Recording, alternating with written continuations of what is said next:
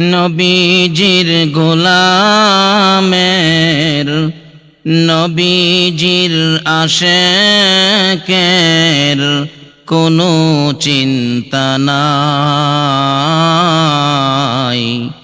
চলো নবীজির জান্নাতে মদিনাতে যাই।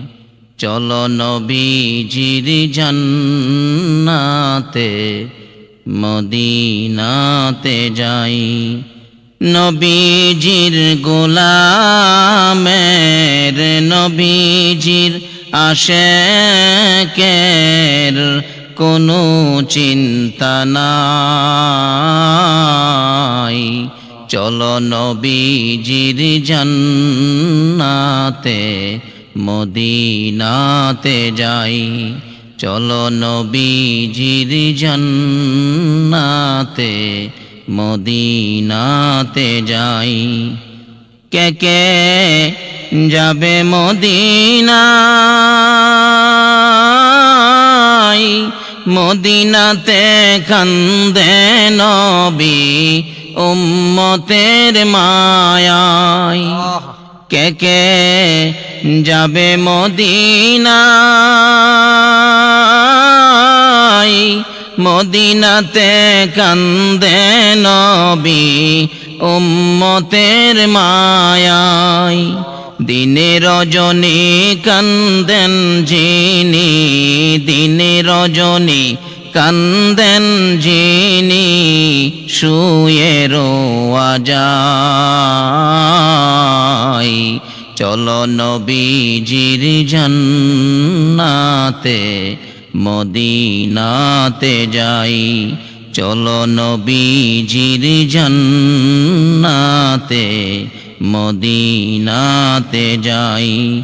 নবীজির গোলামের নবীজির আশেকের কোনো চিন্তা নাই। চলো নবীজির জান্নাতে মদিনাতে যাই। চলো নবীজির জান্নাতে মদিনাতে যাই। কঠিন হাসরের দিনে বেহেশতে যাবে না নবী উম্মত বিনে। কঠিন হাসরের দিনে বেহেশতে যাবে না নবী উম্মত বিনে। মাফ করিয়ে দিবেন আল্লাহ, মাফ করিয়ে দিবেন আল্লাহ নবীর উসিলায়। চলো নবীজির জান্নাতে মদিনাতে যাই। চলো নবীজির জান্নাতে মদিনাতে যাই। নবীজির গোলামের নবীজির আশেকের কোনো চিন্তা নাই। চলো নবীজির জান্নাতে মদিনাতে যাই।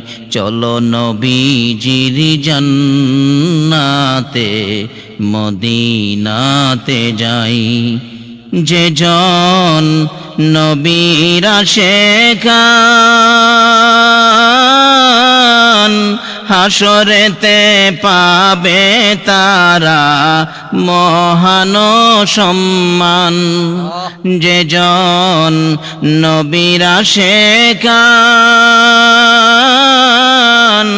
হাসরেতে পাবে তারা মহান সম্মান। ফুলসিরাতে পার করিবে, ফুলসিরাতে পার করিবে নবীজির মায়ায়। চলো নবীজির জান্নাতে মদিনাতে যাই, চলো নবীজির জান্নাতে মদিনাতে যাই। নবীজির গোলামের, নবীজির আশেকের কোনো চিন্তা নাই, চলো নবীজির জান্নাতে মদিনাতে যাই, চলো নবীজির জান্নাতে মদিনাতে যাই। কে কে যাবে মদিনায়, মদিনাতে কান্দে নবী উম্মতের মায়ায়। কে কে যাবে মদিনায়, মদিনাতে কান্দে নবী উম্মতের মায়ায়। দিনে রজনী কান্দেন যিনি, দিনে রজনী কান্দেন যিনি শুয়ে রোয়া যায়, চলো নবীজির জান্নাতে মদিনাতে যাই, চলো নবীজির জান্নাতে মদিনাতে যাই। নবীজির গোলামের, নবীজির আশেকের কোনো চিন্তা নাই, চলো নবীজির জান্নাতে মদিনাতে যাই, চলো নবীজির জান্নাতে মদিনাতে যাই, চলো নবীজির জান্নাতে মদিনাতে যাই। ঈমানদার আর মুমিন কিছু পার্থক্য। যারা নবীর উপর দুরুদের পক্ষে নাই তারাও দেখবেন মুসলমান, কি বলেন, ঈমানদার। কিন্তু ঈমানদার আর মুমিনের মধ্যে অনেক পার্থক্য। আল্লাহ নিজেই বলেছেন, ইন্নাল্লাহা আশতারা মিনাল মুমিনিনা আনফুসাহুম ওয়া আমওয়ালাহুম বিআন্না লাহুমুল জান্নাহ। আল্লাহ বলেন, নিশ্চয়ই আমি মুমিনদের সাথে একটা ব্যবসা করি, মুসলমানের সাথে না। কিন্তু কার সাথে করে? সুবহানাল্লাহ কন্যা। মুমিনদের সাথে আমি একটা ব্যবসা করি। কি ব্যবসা? মুমিনদের জান মাল এগুলি আমি খরিদ করি। আমাদের নবী মেরাজের সফরের সময় হুজুর জান্নাতের পানি কি মজা, জান্নাতের পানি মজা, বারিন্দা থেকে ভিতরে তো দেহেই নাই। আমার নবী বলেন, পানি কত মজা হুজুর, খুব মজা। এই মজার পানি থুয়ে আমি যাইতে রাজি না, কিয়ামত পর্যন্ত খালি পানি খামু। গেছেন না তো? ফুলসিরাতটা পার হয়ে, যখন ফুলসিরাত পার হয়ে জান্নাতের সীমানায় ঢুকবেন, ফুলসিরাত পার হইয়াই তো জান্নাতের সীমানা, তাকায়া তাকায়া দেখবেন, হায় হায় এইটা কোন ফলের গাছ, এই ফলের গাছ তো জীবনে দেখি নাই, কি সুন্দর ফুল, ফল কি উপযুক্ত হয়ে রয়েছে, হায় হায়। তাকায়া থাকতে থাকতে 70 বছর পার হয়ে যাবে। আল্লাহ,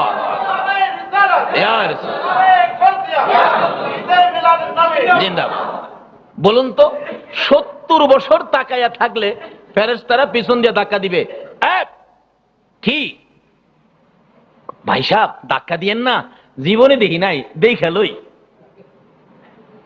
করে। এটা তো বেহেশতের বাগানের মধ্যে আসছো, এখানে কি দেখবা? ভিতরে, বেহেশতের ভিতরে যাও না। যে বিল্ডিং গুলি আপনার জন্য তৈরি করা হয়েছে, বিল্ডিং এর একটা জানালার একটা শিক যদি পৃথিবীটা 70 বার বিক্রি করে, একটা শিখের মূল্য হবে না। এইরকম জান্নাত গুলো দিয়ে আল্লাহ খরিদ করবেন কাকে? মুমিনকে। বলুন কাকে? এখন মুমেন কিভাবে হবেন? মুমেন সহজে বোঝার জন্য বলছি। আমার নবী একদিন বলেছিলেন, ওমর জি, ওমর জি, এদিকে আসো, তুমি আমাকে কেমন ভালোবাসো? চিন্তা করেন, যে ওমর নবীর ভালোবাসা ঠিক রাখতে যাইয়া আপন পিতাকে কতল করে দিয়েছে, এই ওমরকে জিজ্ঞেস করে আমাকে কেমন ভালোবাসো? ওমর বলে, হুজুর বলেন কি, আপনার ভালোবাসায় আমার পিতাকে কতল করে দিয়েছি, আপনার ভালোবাসায় সব ছেড়েছি, আমি তো আপনাকেই বেশি ভালোবাসি। রাসূল বলেন, তা তো ঠিক, তুমি তো মুমিন হইতে পারলা না। আচ্ছা, ওমর কি নামাজ কম পড়ছে? রোজা কি ভাঙছে? জেহাদের ময়দানে যুদ্ধক্ষেত্রে কি পিছনে আইছে? নবীর ভালোবাসা কি কম ছিল? এরপরও নবী জিগায় কেমন ভালোবাসো? নবী যেদিন মক্কা থেকে হিজরত করে মদিনায় যায়, নবীজি চুপে চুপে কানে কানে সবাইকে বলেছে, আমি কিন্তু মদিনায় চলে যাব, তোমরা যে দিক দিয়া যে রাস্তা পাও তোমরা মদিনায় এসে বইরো। সবাই চুপচাপ মদিনায় চলে গেলেন। কিন্তু ওমর তরবারিটা হাতে নিয়ে খানে কাবার চারপাশে ঘুরে ঘুরে চোখের পানি ছাড়ে। অবশেষে উঁচু পাহাড়ের উপর উঠে তরবারি ডাকতেছে, এ মক্কার কাফের বেঈমানেরা, আমার নবীকে মক্কায় থাকতে দিলে না? আমার নবী কার কি ক্ষতি করেছিল, কি অপরাধ করেছিল? আজকে নবী মায়ের দেশ বাবার দেশ ছেড়ে মদিনায় যেতে হয়েছে, কি কষ্ট তোদেরকে দিয়েছে, কি অপরাধ করেছে? আজকে আমার ভাইয়েরা চুপে চুপে মদিনায় চলে গেল, আমি ওমর চুপে চুপে যাব না। তরবারিটা উঁচু করে ডাকতেছে, আমি ওমর আজকে নবীর পক্ষের সৈনিক, আমি নবীর পক্ষে মদিনায় যাব। যদি কোনো বাপের বেটা থাকস, আমি ওমরের সামনে দাঁড়ায়া বাধা দে। বলুন তো, ওমরের তরবারির সামনে দাঁড়াইবার সাহস কারো আছে? সেই উমরকে প্রশ্ন করে, আমার কেমন ভালোবাসো? হুজুর, আমি তো আপনাকে খুব ভালোবাসি। তুমি ভালোবাসো কিন্তু মুমিন হও নাই। হুজুর, আমি আমার দন্দলত টাকা পয়সা ছেলে মেয়ে বিবি বাচ্চা সবচাইতে আপনাকে বেশি ভালোবাসি। রাসূল বলেন, এখনো মুমিন হও নাই। ইয়া রাসূলুল্লাহ, সমস্ত সম্পদ, টাকা পয়সা, বাড়ি ঘর, দন্দলত, বিবি বাচ্চা, এমন কি আমার জানের চাইতেও আপনি রাসূলকে বেশি ভালোবাসি। রাসূল বলেন, এইবার তুমি মুমিন হয়ে গেছো। তাহলে বুঝা গেল, নামাজ দিয়ে, টুপি দিয়ে, পাঞ্জাবি দাড়ি দিয়ে, মসজিদ মাদ্রাসা, রোজা হজ যাকাত দিয়ে মুমিন হওয়া যায় না। এই সবগুলির সাথে সাথে থাকতে হবে নবী পাকের মহব্বত। নামাজের মধ্যে থাকতে হবে মহব্বত। কি বলেন? নবীর মহব্বত ছাড়া কি নামাজ হবে? বাস্তবে আসুন, আমরা 5 ওয়াক্ত নামাজ পড়ি। নামাজ শুরু করি কোন ওয়াক্ত দিয়ে বলুন তো? সবাই যেন বললেন না? ফজর। ফজরের নামাজ কয় রাকাত? আরো জোরে কোন? তাহলে আমি ফজরের নিয়তটা বলি, নাওয়াইতু আন উসাল্লি লিল্লাহি তাআলা আরবাআ রাকাতি সালাতিল ফজরে। আমার নিয়তটা ভুল হইছে? তাহলে আপনারা তো সাহস কম না, মৌলবীরা ভুল করলেও ছাড়েন না, দেখা যায়। মাশাআল্লাহ। তা আপনারা না বললেন যে 4 রাকাত, তাহলে আমি আরবা দিয়ে 4 রাকাতের নিয়ত করলাম, তাহলে আপনারা বাধা দিলেন কেন? জি, ফজর নামাজ কয় রাকাত? কিন্তু 4 রাকাত একসাথে না, কয় রাকাত করে পড়তে হবে? ঠিক আছে, আমি 2 রাকাতের নিয়তটা পড়ি। নাওয়াইতু আন উসাল্লি লিল্লাহি তাআলা রাকাতাই সালাতিল ফজরি ফারদুল্লাহি তাআলা মুতাওয়াজ্জিহান ইলা জিহাতিল কাবাতি শরীফাতি। আল্লাহু আকবার। এটা বলেছে? হায় হায়, চট্টগ্রাম আর আসা যাবে না। এটাও নাকি বলেছে? ফরজের নিয়ত করলাম, এটাও বলেছে? তাহলে কি ফরজের দাম নাই? কিন্তু এখানে ফরজ আগে পড়লে আল্লাহ খুশি হবে না বেজার হবে? আগে কি পড়তে হবে দেখি তো এবার ঠিক আছে কিনা। নাওয়াইতু আন উসাল্লি লিল্লাহি তাআলা রাকাতাই সালাতিল ফজরি সুন্নাতু রাসূলিল্লাহি তাআলা মুতাওয়াজ্জিহান ইলা জিহাতিল কাবাতি শরীফাতি। এবার কোনো আপত্তি নাই তো? আগে কোনটা করার পরে আপনারা কোনো আপত্তি দিলেন না? 5 ওয়াক্ত নামাজের শুরু হলো ফজর। ফজর শুরুতে আগে কি ফরজ না সুন্নত? ফরজের দাম বেশি না সুন্নতের দাম বেশি? ফরজের দাম বেশি। ফরজের দাম আরো জোরে কেন? ফরজের দাম। এরপরে সুন্নত। কি বলেন? সুন্নত কিন্তু খুবের সুন্নত না। আল্লাহ বুঝাইতে চাইছে আমার এই ফরজিয়াত 5 ওয়াক্ত নামাজ কবুল করার জন্য আমার নবীর 2 রাকাত সুন্নত হলো দরজা। মসজিদের দরজা আছে না? এই যে দরজা আছে না, ইমাম সাহেব ওই জায়গা পর্যন্ত পৌঁছতে গেলে দরজা দরকার, মুসল্লিরা মসজিদে নামাজের জন্য আসতে গেলে দরজা দরকার। আল্লাহ বলেন নামাজ কবুল করাই আমারে পাইতে গেলে এই নামাজে আসার দরজাটা হলো আমার নবীর 2 রাকাত সুন্নত নামাজ। জোরে জোরে কান সুবহান। এই সুন্নতটার বরকত কত, পাওয়ার কত! আল্লাহু আকবার। হাসরের দিন নামাজিরা বিজলির আকারে ফুলসিরাতের ফুল পার বিনা হিসাবে জান্নাত। জান্নাতের বারিন্দায় দাঁড়ায় দাঁড়ায় কইবেন, খোদা গো 50,000 বছর হাসরের জমিনে দাঁড়ায় থাকতে হবে, এই অবস্থাটা তো দেখলাম না, আধা দুপুরে সূর্য। আল্লাহ বলেন এই জমিন সকলের জন্য নয়, এটা আনোয়ারা থানা। আনোয়ারা থানা জীবনে যান নাই এমন মানুষ আছেন না এখানে? আল্লাহ বলবেন সকলের জন্য নয়, কারো জন্য থানা, আবার কারো জন্য মেহমান খানা। জোরে জোরে কান্না সুবহান। কেউ গেলে অতি সাহেব ওইটা চেয়ার দেয়, কি বলেন দেয় না? আবার কেউ রে বাইন্দা নিয়ে চেয়ারের নিচে বসায়। কারো জন্য থানা, কারো জন্য হলো মেহমান খানা। হাসরের জমিনে কারো জন্য হবে বিচারের কোর্ট থানা, আর কারো জন্য হবে মেহমান খানা। জোরে জোরে কান্না সুবহানাল্লাহ। কখন হবে?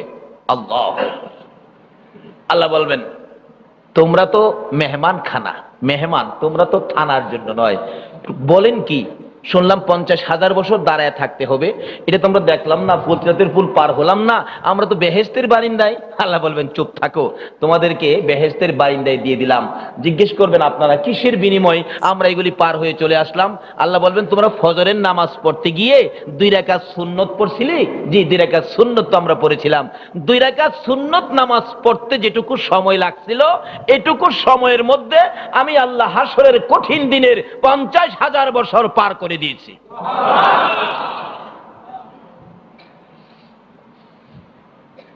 এই 2 রাকাত সুন্নত নামাজ হলো এই ফরজিয়াতে ঢুকার দরজা। এই 2 রাকাত সুন্নত ব্যতীত সারাদিন নামাজ পড়লেও আমার আল্লাহ খুশি হয় না। নামাজ পড়তে গেলে 5 ওয়াক্ত, প্রথম নবীর সুন্নত আগে কেন দিল এটা বোঝা দরকার আছে না? সেই জন্য জাগ্রত হতে হবে। আসুন জাগি।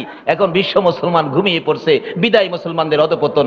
বলুন সবাই, জাগো জাগো বাংলার মুসলমান, জাগো জাগো বাংলার মুসলমান, ময়দানেতে প্রমাণ হবে, ময়দানেতে প্রমাণ হবে তোমার আসেনি ঈমান। জাগো জাগো বাংলার মুসলমান, জাগো জাগো। বলতেছিলাম আল্লাহ ব্যবসা করে কার সাথে? মুসলমানের সাথে না মুমিনের সাথে? কারণ কালিমা পড়লেই মুসলমান হওয়া যায়, কিন্তু কালিমা পড়লেই মুমিন হওয়া যায় না। মুমিনের স্তর আর মুসলমানের স্তর এক স্তর না।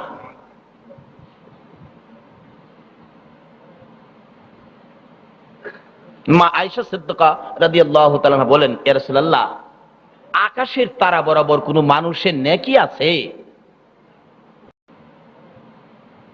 তাহলে বোঝা গেল আকাশে কত তারা আছে পৃথিবীর কেউ না জানলেও আমার নবী জানেনি। জানেনি নাকি না জানেই কইছে? নবীর জীবনে কোনোদিন মিথ্যা কথা বলছে? হুজুর আকাশের তারা বরাবর নেকি মানুষের আছে? ও হুজুর কার আছে?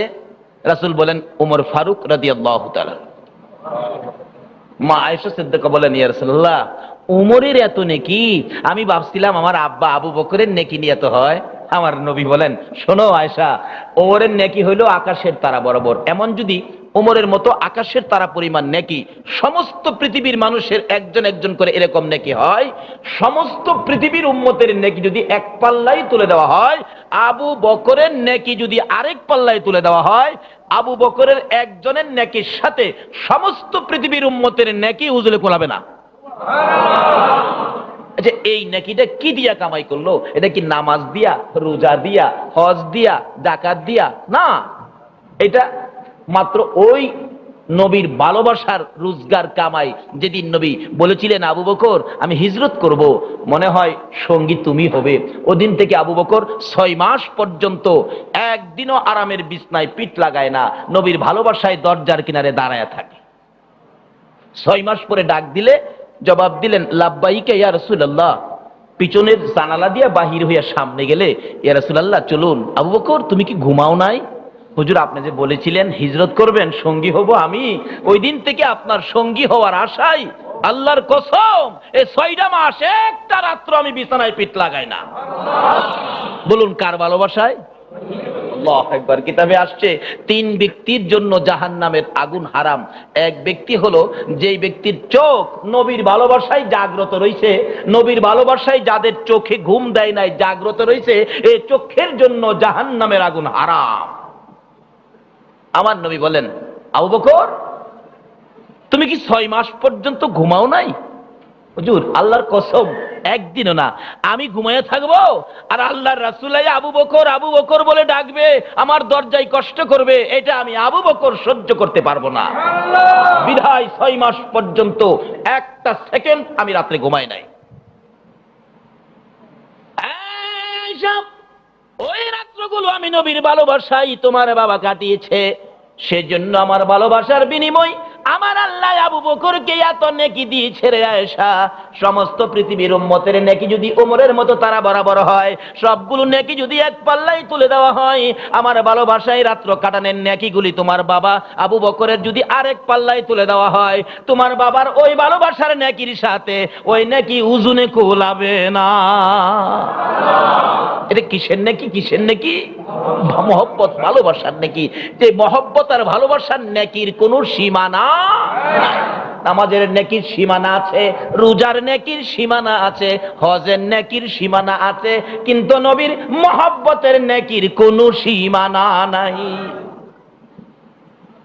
ব্যবসা করে আল্লাহ ওই ব্যক্তির সাথে যারা মুমেন, মুমেন হইতে গেলে শর্ত হলো নামাজ রোজা হজ জাকাতের সাথে সাথে রাখতে হবে নবীর মহব্বত, প্রেম, ভালোবাসা। এর বিনিময় আল্লাহ বলেছেন বন্ধু আমি ব্যবসা করব মুমেনের সাথে। মুমেনকে আবু বকর, উমর, তাদের জীবনী খুললে পাবেন। উমর বলেছে রাসূলুল্লাহ সবচাইতে আমার জানের চাইতেও আপনাকে বেশি ভালোবাসি, অথচ নামাজ কম পড়ে নাই, রোজা কম রাখে নাই, সব ঠিক আছে, জিহাদের ময়দানে যুদ্ধ কম করে নাই, রক্ত কম দেয় নাই, তারপরেও বলেছেন আমার জানের চাইতেও আপনাকে ভালোবাসি। রাসূল বলেন এইবার তুমি মুমিন হয়েছো। আর ওই কিসিমের মুমিনের সাথে আমার আল্লাহ বলেছেন জান্নাতের বিনিময়ে আমি ব্যবসা করি। জোরে জোরে কোন সুবহান। আসুন আজকে আপনারা খরিদ হয়েছেন আমার আল্লাহর দরবারে জান্নাতের বিনিময়ে। আল্লাহ রাব্বুল আলামিন আমাদেরকে নির্দেশ করলেন নবীর উপর দুরূদ শরীফ পড়ার জন্য। ফাজাইলে দুরুদে লেখে যে দুরুদটা আমার আল্লাহ পড়ে, ফেরেশতারা করে, ঈমানদারদেরকে ডাকে। আজকে ঈমানি সুরতে আল্লাহকে খুশি করার জন্য আমরা যারা দুরূদ শরীফ পড়েছি, ফাজাইলে দুরুদে লেখে একটা ব্যক্তি তার বাড়ি হলো ইরাকের জমিনে। ইনি কাফেলা বন্দী হয়ে হজ করতে যাবেন, রওনা হয়েছে। একটা ছেলে ছিল এরকম বাচ্চা, 7 বছর বয়স। ফাজাইলে দুরুদ ছেলেটা বলতেছেন আব্বা আপনি হজে যাবেন? তাইলে আপনি হজে চলে গেলে আমি কই থাকবো? আমার তো আম্মু নাই, আমার আম্মু তো মারা গেছে, আমি একা একা কি 7 বছরের ছেলে থাকতে পারবো? বাবাও কাঁদতেছে, ঠিকই তো বলছো, ঠিক আছে চলো তোমাকে সাথে নিয়েই যাব। তখন তো গাড়ি টাড়ির ব্যবস্থা তেমন ছিল না, হাইটেই বেশিরভাগ যাইতে হইতো। যাইতেছে কাফেলা বন্দী হয়ে সঙ্গীদের সাথে হাঁটতে হাঁটতে কিছু দূর গেলে বাচ্চাটা আর হাঁটতে পারে না, বলতেছে আব্বু আমি তো হাঁটতে পারি না। বাবা তো সন্তান ফালাইয়া যাইতে পারে মানে এক কাঁধে হজের সামান, আরেক কাঁধে বাচ্চাটাকে নিলেন। দূরের রাস্তা কিন্তু হালকা হইলেও বোঝা ভারী লাগে, বোঝা ভারী, হাঁটতে কষ্ট হয়, লোকদের সাথে হাইটা কুলাতে পারে না। সঙ্গীরা তো মরুভূমি পার হইয়া মানুষ বসতি এলাকায় পৌঁছে গেছে, কিন্তু এই মরুভূমির মধ্যে রাত্র হয়ে সন্ধ্যা হয়ে গেছে। একটু পরে দেখে জঙ্গলার থেকে ভাগ বেরিয়ে গেছে। বাচ্চাটা বাবার গলায় ধরে কাঁদতেছে, আবু ওই যে বাঘ দেখা যায়, এখন তো বাঘ তোমাকেও খাবে আমাকেও খাবে। বাবা বাচ্চাটা বুকে লইয়া কাঁদতেছে, প্রভু গো বাঘের মুখ থেকে আমার বাবা সন্তানকে আমি কিভাবে বাঁচাবো? তাঁবু টানাইয়া তাঁবুর মধ্যে বাপ বেটা বসে আছে। সন্ধ্যার পরে ঢাক ডাকতে ডাকতে কাছাকাছি এসে গেছে।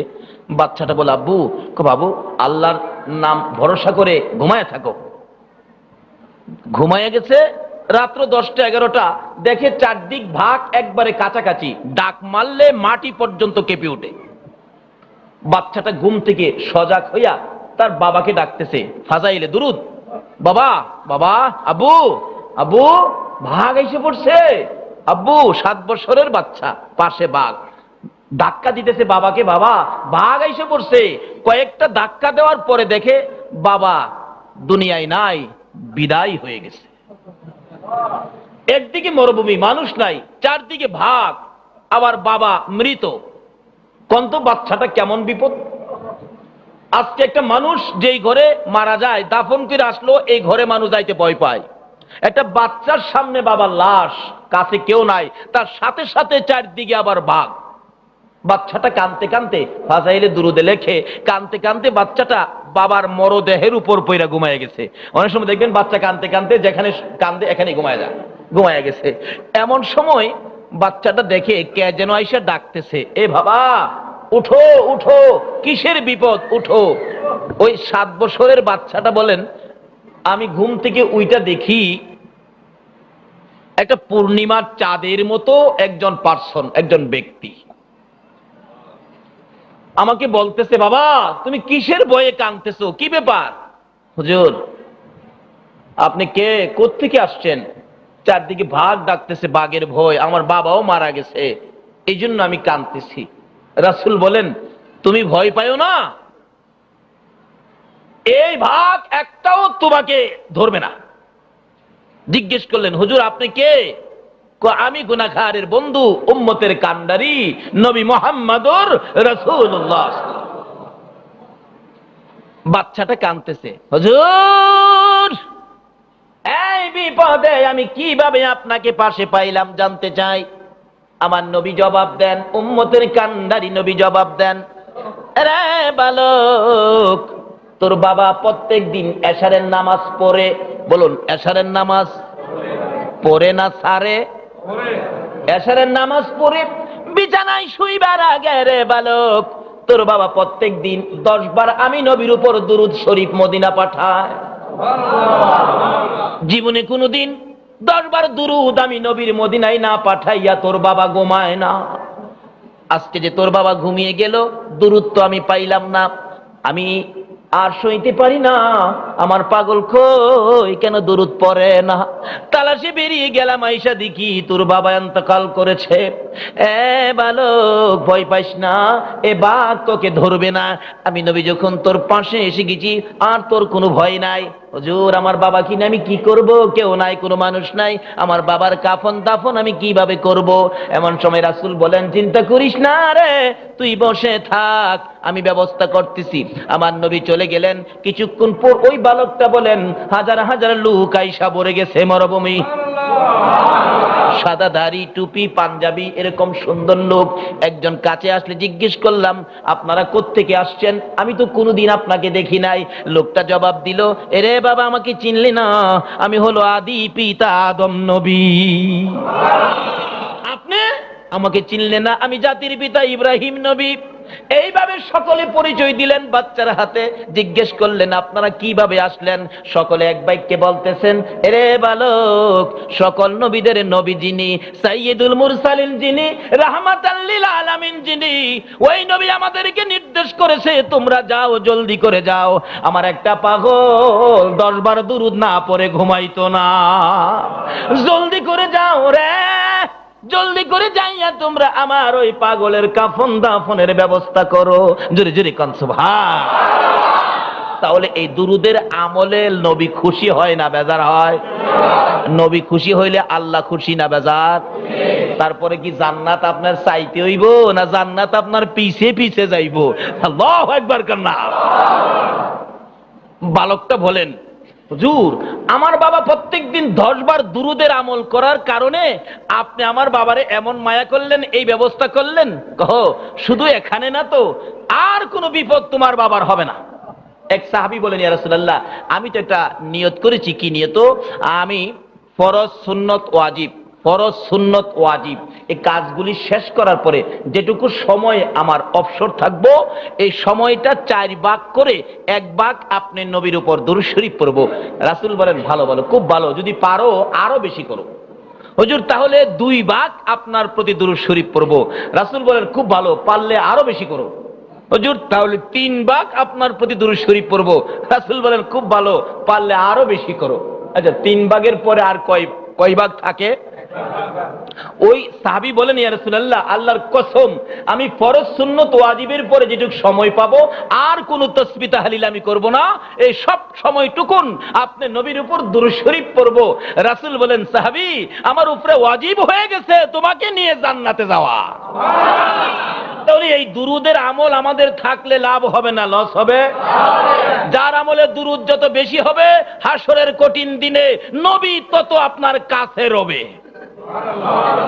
কাজী এই নির্দেশটাই তো আমার আল্লাহ কোরআন শরীফে বলেছেন ইন্নাল্লাহা ওয়া মালাইকাতাহু। এটা লাভজনক না হইলে কি আল্লাহ এটা করত? ইন্নাল্লাহা ওয়া মালাইকাতাহু ইউসাল্লুনা আলান নবী ইয়া আইয়ুহাল্লাযীনা আমানু সাল্লু আলাইহি ওয়া সাল্লিমু তাসলিমা। দুরুদের নির্দেশ কার বলুন তো? এখন দুরুদ বেশি পড়লেই অনেকে ফতোয়া মাইরা দেয়, কয় এটা বেদাতি। দুরুদ বেশি বললে যদি বেদাতি হয় তাহলে সবচেয়ে বড় বেদাতি হইল আমার আল্লাহ। কারণ মুফাসসিরিনে কেরাম লেখেন ইউসাল্লুনা আলান নবী, ইউসাল্লুনা দ্বারা এটাই বুঝাইলেন আল্লাহ আর কোনো কাজ করে না, সর্বক্ষণ নবীর উপর দুরূদ শরীফ পড়ে।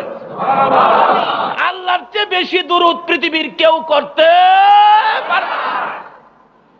নবীর ভালোবাসায় দুরূদ পড়লে লাভ হবে না লস হবে? যারা এই সেই কয় আমি বলবো তারা কোরআন শরীফ বুঝে না। কোরআন শরীফ পড়া এক জিনিস, বুঝা আরেক জিনিস। পড়া সহজ, বুঝা বড় কঠিন। আমার প্রথম আলোচনার আয়াত ছিল আলা ইন্না আউলিয়া আল্লাহ। কার কথা? জোরে কর না। কোরআন শরীফে তো আমার আল্লাহর কথাই। লা খাউফুন আলাইহিম ওয়ালা হুম ইয়াহজানুন। আল্লাহ বলেন নিশ্চয়ই আমার ওলি যারা, কোথাও তাদের কোনো ভয় নাই, তাদের কোনো ভয় কোথাও নাই। মৌতে ভয় নাই, কবরে ভয় নাই, হাসরে ভয় নাই, মিজানে ভয় নাই। অথচ আমরা যেই জায়গাগুলো পার করে আইলাম ওই জায়গাগুলো কিন্তু খুব আরামের জায়গা ছিল। প্রথম ছিলাম আলমে রুহের দেশে, যেখানে পৃথিবীর সৃষ্টির থেকে কিয়ামত পর্যন্ত সকল মানুষের রুহ একত্রিত ছিল। এটাকে আরবিতে বলে আলমে রুহের দেশ। ওখান থেকে আল্লাহর নির্দেশে আমরা আসলাম আলমে বতন, মারপেট। আসি নাই মারপেটে? নাম মারপেট ছাড়াই ডাইরেক্টই পড়ছেন কেউ? মারপেট। আলমে রুহ থেকে আলমে বতন, আলমে বতন থেকে আল্লাহর নির্দেশে আবার আসলাম আলমে দুনিয়া। আলমে রুহেও ভালোই ছিলাম, মার পেটেও ভালোই ছিলাম। কি বলেন ঠিক কিনা? মার পেটে কোনো টেনশন ছিল না, ব্যবসা বাণিজ্য করতে হইল না, চাকরি নকরি দরকার পড়লো না, হরতাল ধর্মঘট অবরোধ আন্দোলন কোনো কিছুই লাগলো না। বিনা পরিশ্রমে সময় মতো আমার আল্লাহ আমাদেরকে খাওয়াইছেন। কি বলেন ঠিক কিনা? না কোনো চাকরি দরকার পড়ছে? আচ্ছা যে আল্লাহ মার পেটে 10 মাস 10 দিন চাকরি ছাড়া, জমি ছাড়া, ব্যবসা ছাড়া, বিদেশ ছাড়া, চট্টগ্রামের সাগরের মাছ ধরা ছাড়া, জমি জামা ছাড়া, গাছ গাছরা ছাড়া, সব কিছু ছাড়া যেই আল্লাহ এত আরামে রাইখা মার পেটে 10 মাস 10 দিন খাওয়াইতে পারছে, সে আল্লাহ কি এখন আমাদেরকে খাওয়াইতে পারবে না? এইটা যে পারবে এইটাই তো আল্লাহর ওলিরা শিখাইছে।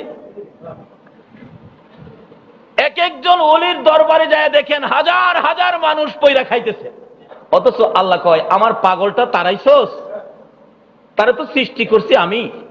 মুসা নবী ঘুমিয়েছে, উপরে থেকে একটা পিঁপড়া পড়ছে, পিঁপড়াটা শরীর থেকে সরার জন্য হাতে ধাক্কা দিলে পিঁপড়াটা তারাইছস, তারা তো সৃষ্টি করছে মানুষের মতো। মুসা নবীর ঘুম ভেঙে গেছে, জিগা এই পিঁপড়া তুই কান্দোস কি লিগা? হুজুর কান্দি আপনার উপরে পড়ে গেছি, আমি ইচ্ছা কইরা না, কিন্তু আপনি তো হাতে ধাক্কা দিয়ে আমার একটা পাও ভেঙে লাইছেন। আমি কান্দি, আপনি যে পাওড়া ভাঙছেন, এই পাওড়ার জন্য আল্লাহর কাছে বিচার দিব আপনার বিরুদ্ধে। আপনি মুসা নবী হইয়া পারবেননি আমার একটা পাও বানাইতেন? পিঁপড়া কয় আপনি মুসা নবী হইছেন, পারবেননি আপনি আমার একটা পাও বানাইতেন?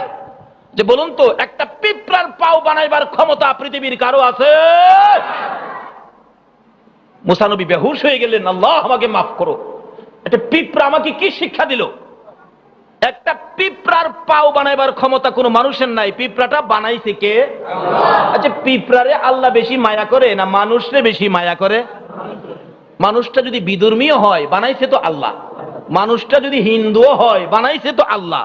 অথচ এক যুবকের ইতিহাস জীবনী খুলে দেখি, এক যুবক তার জীবনে ভালো কোনো কাজ করে না, খারাপ কাজ পাইলে ছাড়ে না। একদিন তার মা তার জীবনীতে সবটা লেখছে, বাবা তুমি যে অপরাধগুলি করছো, এই যে আমি মা সাক্ষী, এইগুলি তুমি করছো আমি লিখছি, হাসরের দিন আমি আল্লাহর কাছে বলবো, আল্লাহ গো আমি দায়ী না, এগুলি আমি লিখে রাখছি, আমার পোলা এগুলি করছে। এগুলি বুকের মধ্যে লইয়া একটা চিৎকার মারছে, মা তুমি সাক্ষী দিবে আমি অপরাধ করেছি, তাহলে তো আমি বিচারের কোঠে শক্ত বিচারের পথে পড়ে যাব। মা এই পাপগুলি আমি করছি, হ্যাঁ এই পাপী মুখ আর কাউরে দেখাবো না।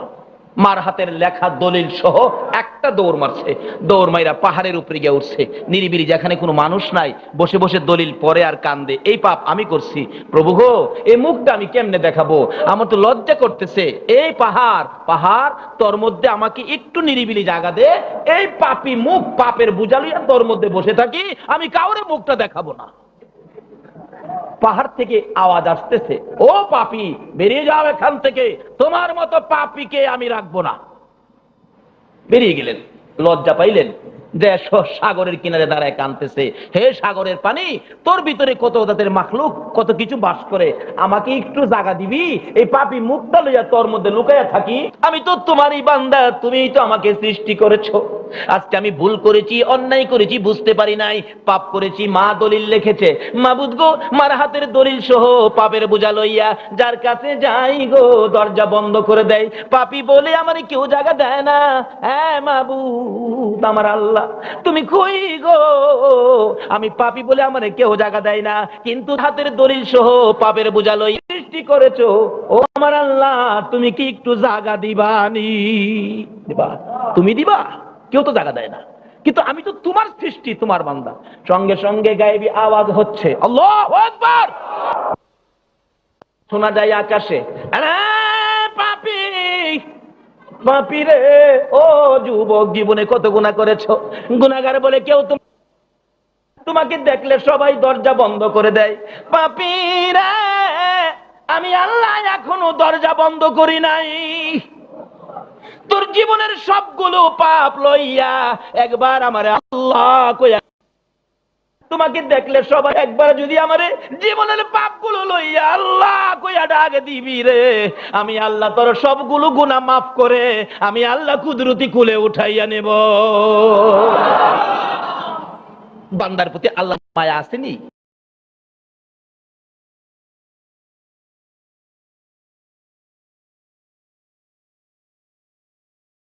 পয়রা পয়রা খাইতেছে, এই খাওয়ানোর ব্যবস্থা করতেছে কে? অপরাধী, কিন্তু আল্লাহর মায়া আছে। এরকম বান্দাগুলো অপরাধীগুলো হোক না ভন্ডা, অলির দরবারে পয়রা পয়রা খাইতেছে, এই খাওয়ানোর ব্যবস্থা করতেছে কে? বান্দার প্রতি আল্লাহর মায়া আসেনি? অন্তরে মুসা নবী, মুসা নবীর জীবনীতে আসছে, মুসা নবী আপনার ওই মুসাফির ছাড়া খানা খাইতেন না, মুসাফির ছাড়া খানা খাইতেন না। একবার খানা খাওয়ার জন্য 3 দিন পার হয়ে গেছে, মুসাফিরও পায় না খানাও খায় না। কয়দিন পার হয়ে গেল? কয়দিন? 3 দিন পার হয়ে গেছে, মুসাফিরও পায় না খানাও খায় না। 3 দিন পরে রাস্তার থেকে এক পাগলের মতো এক লোকের ধরছে, এই মিয়া তুমি কি মুসাফির? হ্যাঁ, এদিকে আসো, খানা খাইবার লেগে মুসাফির পায় না, বসো বসো আমার সাথে খানা খাও। এই পাগল বেচারা আইসাই বস, হাত ধোয়া নাই, কোনো কথা নাই, খাওয়া শুরু করেছে। মুসা নবী কই থামো থামো, আল্লাহর নাম নেও না, বিসমিল্লাহ কও নাই, খাওয়া শুরু করছো, হাত নাই ধোয়া নাই কিছু নাই, কি ব্যাপার? কপেটে কি দেখায় লই, বাইরে হয়ে যাও। আল্লাহর নাম ছাড়া খাওয়া শুরু করছে, যাও বাইরে যাও। ঘাড় ধরে বের করে দিল। গড়ে আইসা কয় কি পাইলাম মুসাফির একটা 3 দিন পরে এও কোনো কথা নাই, আল্লাহর নাম নাই, কিভাবে হাত মুখ ধোয়া নাই, খাওয়া শুরু করছে। গড়ে আইসা কয় কি পাইলাম মুসাফির। এবার বলতেছেন আমার আল্লাহ, হে মুসা, মুসা রে মুসাফির পাইছো?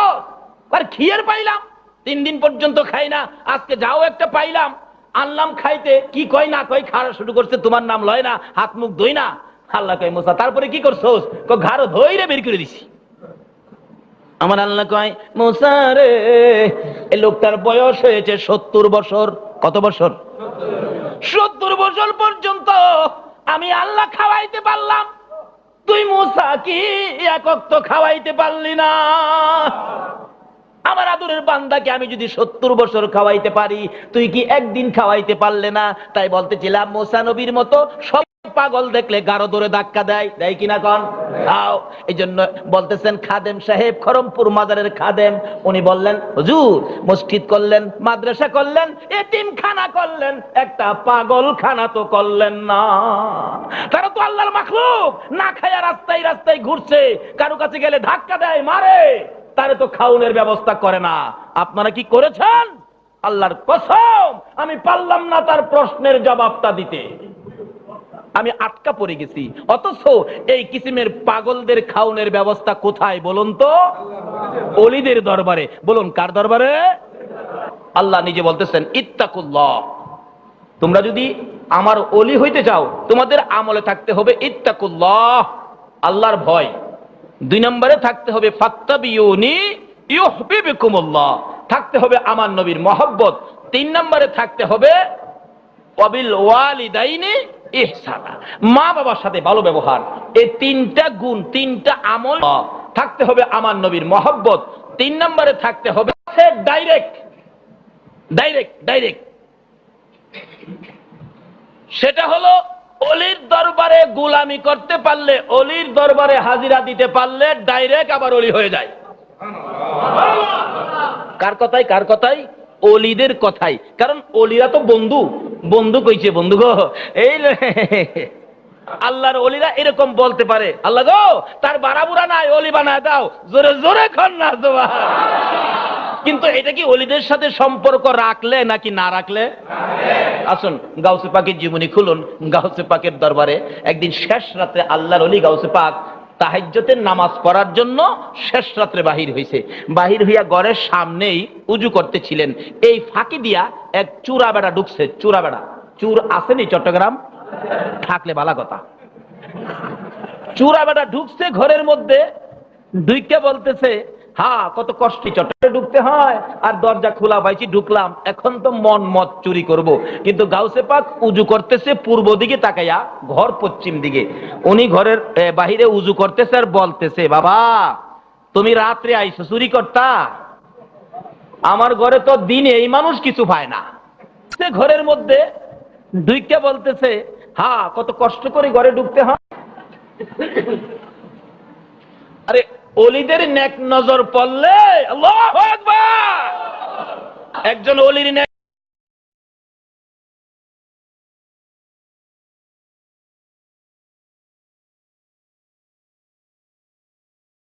নজরে একটা মূর্খ লোক যাইতে পারে শুধু শরীয়ত। আরে অলিদের নেক নজর পড়লে আল্লাহু আকবার আর ক্ষমতা একটা আল্লাহর বন্ধুর আছে, জোরে জোরে কোন সুবহানাল্লাহ। আরে একটা মূর্খ লোক আলেম হয়ে যাইতে পারে, শুধু শরীয়তের আলেম নয়, শরীয়ত তরিকত হাকিকত করে। চূড়া বেটা ঘরে ঢুকছে, খেয়াল আছে নি কথা? ওযু করে চূড়া বেটা ঢুকছে, সুর ভাবছে, বলতেছিলাম গাউসে পাক উযু করে চূড়া দেখছে। আচ্ছা আল্লাহর ওলিদের কি চোখ এই দুইটা না আরো আছে? খালি কি চোখ সামনেও না পিছেও আছে? সুবহানাল্লাহ বলেন না? পিছের চোখ কোনটা? কিন্তু পিছে কিন্তু এরকম চোখ নাই, কিন্তু পিছনে এরকম চোখ আছিল আমার আপনার নবী মুহাম্মদুর রাসূলুল্লাহ সাল্লাল্লাহু আলাইহি ওয়াসাল্লাম। কিতাবে আসছে নবীজির একটা চোখ ছিল ছোট্ট পিঠে, পিঠ মুবারকে, এই সামনে যেমন দেখতেন না, পিছের চোখ কোনটা?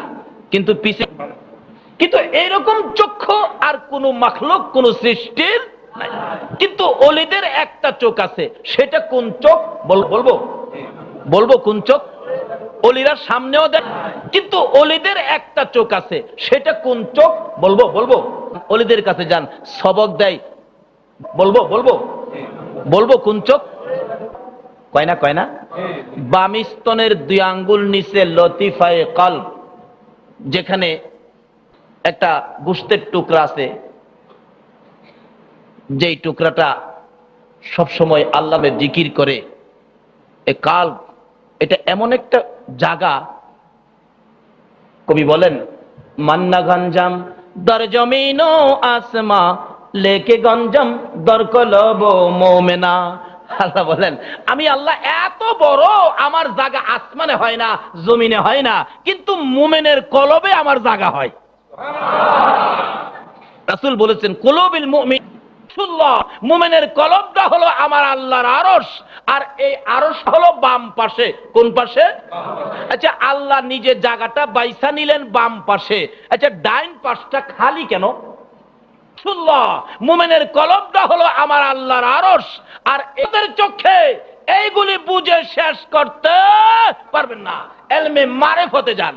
এক লোক চশমা লাগাইছে, গ্লাসটা কালো, বলুন তো কালো গ্লাস দিয়া যেদিকে তাকাই কি দেখবো?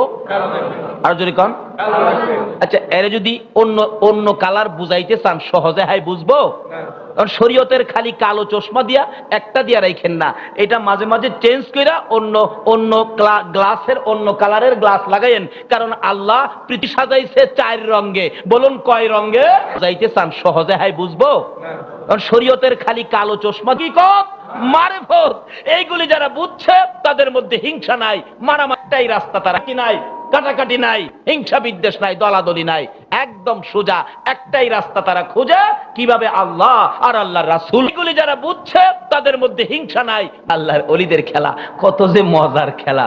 আল্লাহর ওলি গাউসে পাক বৈশা রয়েছে, উজু করে পূর্ব দিকে চাইয়া, চুর বেটা বলি নাই, একদম সোজা একটাই রাস্তা তারা খোঁজে, কিভাবে আল্লাহ আর গাউসে পাক, আল্লাহর ওলি গাউসে পাক বৈশা রয়েছে, উজু করে পূর্ব দিকে চাইয়া, চুর বেটা। তাহলে বুঝা গেল দেখছে, পিছনেও কয় না পিছনেও আল্লাহর ওলিরা, পিছনেও কবরে থাইকেও 200 মাইল দূরে থাইকেও বলে হুজুর এটা কেমনে দেখে? তবে আসুন, এই ক্ষমতা আল্লাহ দিছে কেন? তারা তো আল্লাহর বন্ধু, আল্লাহর কয় না পিছনেও আল্লাহর ওলিরা থাইকেও 200 মাইল দূরে থাইকেও বলে হুজুর এটা কেমনে দেখে? জেনারেটর কি এখানে? জেনারেটর কই? ওই দূরের থেকে, জেনারেটর থেকে তার দিয়ে লাইন করে এই বাতি ফ্যানে লাগাইলে ঘুরতেছে।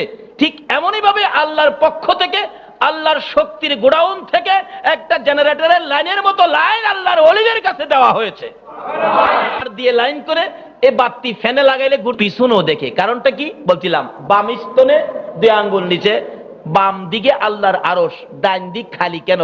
এটা এলমে মারেফাতের চশমা, লাইনের মতো লাইন আল্লাহর ওলিদের কাছে দেওয়া হবে। এই চোখ বন্ধ করেও দেখবেন, এই চোখ বন্ধ করেও দেখবেন। কি দেখবেন? আল্লাহ বলতেছেন বাম আমার আরশ নিয়ে ডান দিক খালি রাখলাম, দেখি বসাও দিকটা কার সম্পদের, দেখি ডান দিকে কাকে বসাও, দুনিয়ার মহব্বত বসাও। এই চোখ বন্ধ করেও দেখবেন, এই চোখ মহব্বত বসাও না ধন সম্পদের মহব্বত বসাও, নাকি আমার নবী মুহাম্মদুর রাসূলুল্লাহরে বসাও?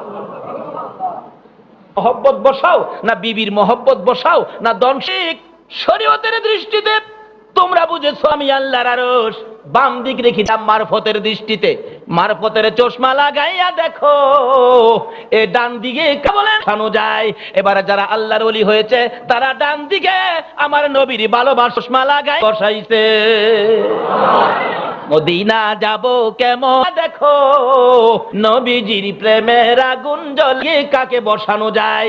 এবারে যাও এ ডান দিকে মনে, নবীজির প্রেমের আগুন। মদিনা যাব কেমনে, একদিন গুনগুনে কানবো কেরে মদিনার আগুনের যন্ত্রণা। তো মদিনা যাব কেমনে, প্রেমের আসন বানাইছে তারাই সামনে পিছনে দেখা, গুনগুনে কানবো কেরে মদিনার আগুনের। এবারে যেমন ছোট্ট একটা লুকিং ডান দিকে যারা নবীজির প্রেমের আসন বানাইছে, সরাসরি বলুন লুকিং গ্লাসে পিছনে কি আছে দেখা যায় কিনা? আরো জোরে কন। তাকায় রয়েছে সামনে, পিছনে দেখে, একবারও পিছনে ঘুরছে না, কিন্তু সামনে তাকায় পিছনে দেখে। কিসে দেখে? কিসে লুকিং গ্লাসে যেমন সামনে তাকাইয়া পিছনে দেখা যায়, আমার নবীর ভালোবাসার লুকিং গ্লাস যারা ডান দিকে লাগাইছো তারা সামনে যেমন সামনে তাকাইয়া লুকিং গ্লাস যারা ডান দিকে লাগাইছো তারা সামনে বসে না শান্তি যায়।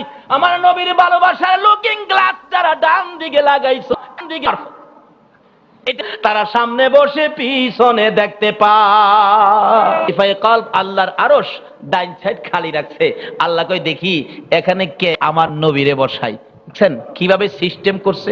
এমনি দেখেন না, আদম নবী কয় আমি আমার দোয়া কবুলের জন্য লতিফায়ে কলব আল্লাহর আরশ ডাইন সাইড খালি রাখছে। আল্লাহ কই দেখি একটা নাম লেখা লা ইলাহা ইল্লাল্লাহ মুহাম্মাদুর রাসূল। সুন্দর তো দোয়া কবুলের জন্য নামটা কেমন মন লাগে? ইল্লাল্লাহ মুহাম্মাদুর রাসূল। আদম জিগাই খুদা গো নাদুন নামেও 12টা অক্ষর। আমার বন্ধা ইল্লাল্লাহ মুহাম্মাদুর রাসূল। আর সুন্দর তো তোমার নামে 12 অক্ষরে কোনো নক্তা নাই, তোমার হাবিবের নামের 12 অক্ষরের মধ্যে কোনো নক্তা। এরপরে কি সিস্টেম করে দেখেন না, দিনে কয় আমার বন্ধু ঘনিষ্ঠ বন্ধু যার উসিলায় তুই দিনের বন্ধুর নামেও 12টা অক্ষর। আমার বন্ধু ঘনিষ্ঠ বন্ধু যার সৃষ্টি সব সৃষ্টি 12। কি সিস্টেম করে দেখেন না, দিনে কয় ঘন্টা? এ 12 করে সিস্টেম করলাম কেন জানেন? আপনার নামে 12, আমার নামে 12, দিনে দিলাম 12 ঘন্টা, রাত্রে দিলাম 12 ঘন্টা। আমি 12, আপনি 12, দিনে 12, রাইতে না 13। আমি 12, তুমি 12, দিনে 12, রাইতে।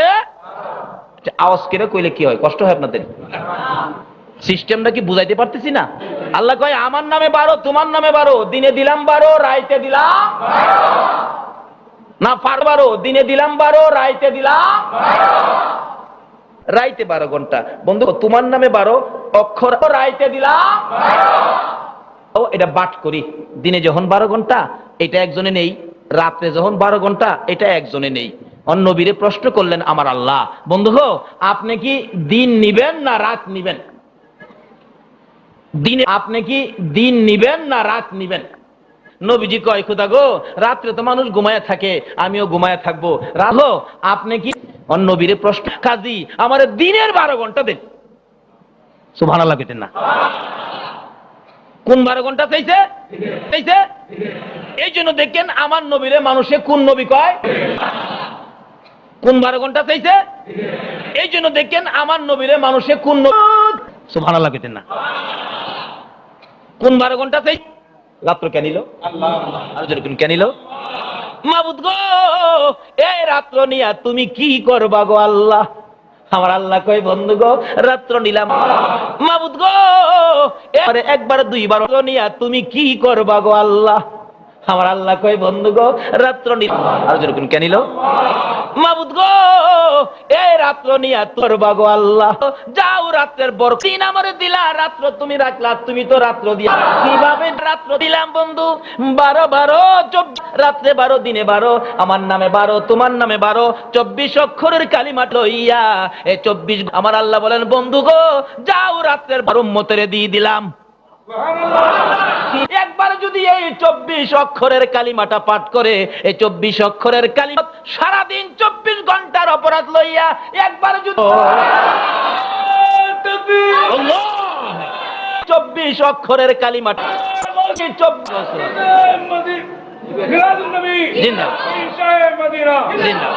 সিস্টেম আল্লাহ বন্ধু গো বাম স্তনের দেয়াঙ্গন ডাইনটা খালি রাখলাম বন্ধু গো বাম আরে নেই। আল্লাহর ওলিরা কাকে নিছে বলুন তো? নবীকে। বলুন কাকে? আল্লাহর ওলিরা কাকে নিছে? আমার আল্লাহ বলেন বন্ধু সিস্টেম করেছি, সিস্টেম করে নিলাম, ডান দিক খালি রাখলাম, দেখি এখানে কাকে কে বসাই। যারা এই ডান দিকে আমার নবীর প্রেমের আসন বানাইছে, কে প্রেমের লুকিং গ্লাস লাগাইছে, তারা সামনেও দেখে পিছেও দেখে। দেখি এখানে গাউসে পাক উজু করে সামনে চাইয়া, খেয়াল আসেনি কথাটা? চূড়া বেটা ঢুকছে পিছনে, গাউসে পাক উজুত পানি ঢালে আর বেটা